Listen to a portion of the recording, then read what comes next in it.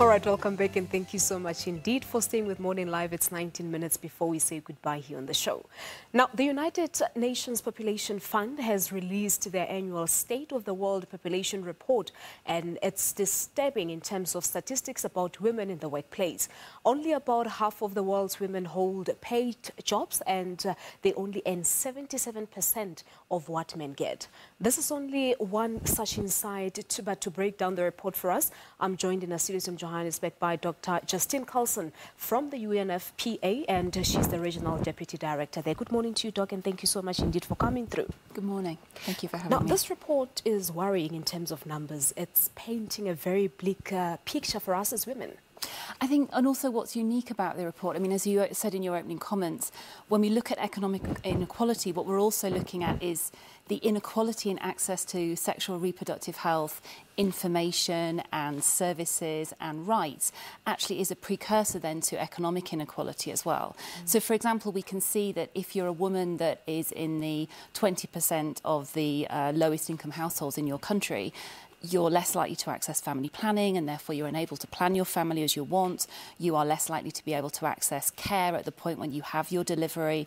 We know that for adolescent girls that are in the lowest 20%, they're more likely to experience a teenage pregnancy. They're very often forced to drop out of school. They then can't go on to higher education, to go on to more sort of productive paid employment. So the two things really interplay together.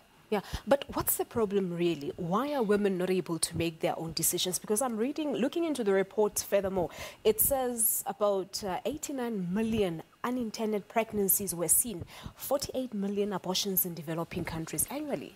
So, I mean, I think we know when we look at the statistics across the world, whilst access to family planning, access to contraceptives has gone up, there's still many countries where we have high levels of what we call unmet need, i.e. women who need a family planning service, who maybe want to either space their children or wait till they have their next child and cannot access. And that's for a whole load of reasons. So that could be because there isn't a health provider at your local facility. It could be because there's no commodity there, there's no family planning method there for you to take.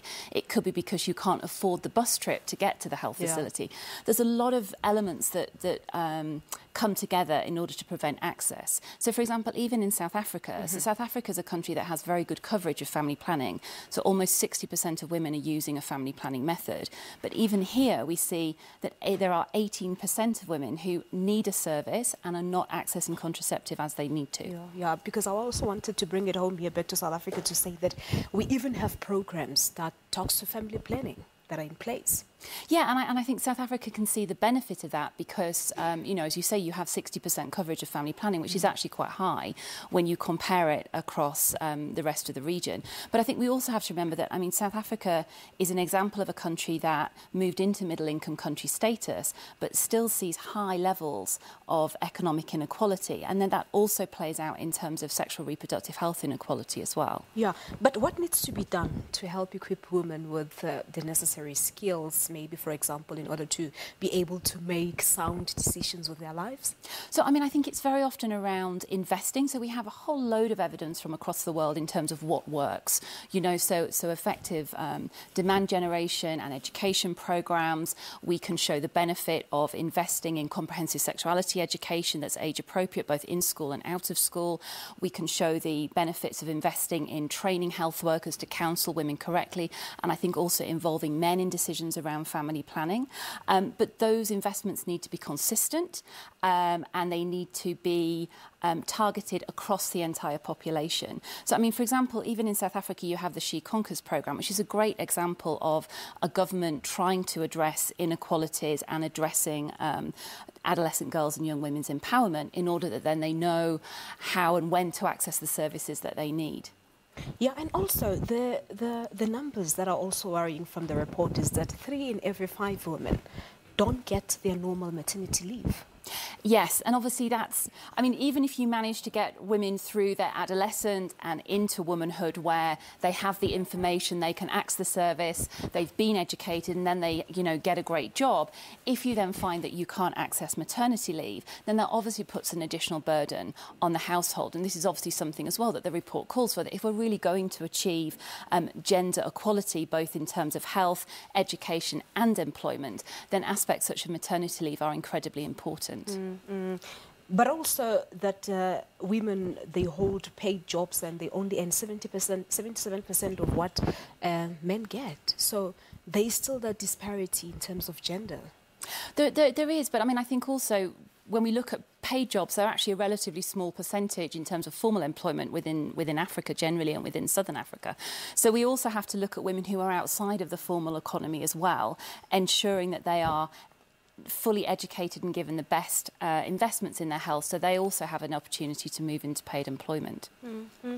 Now, when I was reading this report, it actually got me worried a little, because I would want to believe that what's contained in this report indicates that the sustainable developmental goals might be affected more so in terms of eliminating poverty. So I think sometimes we see health as something that's separate to economic development, but really unless you have a healthy population, you cannot have economic development.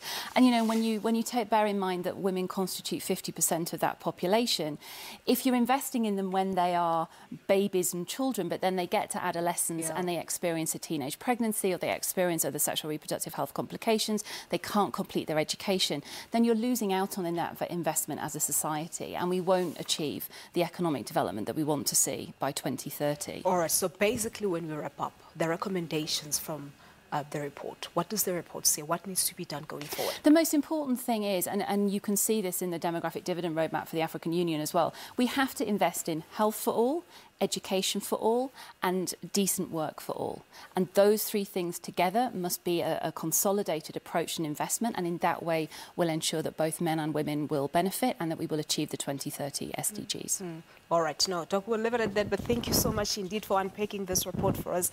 I suppose we wait and see what happens in the future. Thank you so much indeed. Thank you. Thank you very much indeed. Well, there you have it. That's Dr. Justine Coulson. She is Regional Deputy Director at UNFPA, talking to us about the United Nations Population Fund report that talks to the State of the World Population report.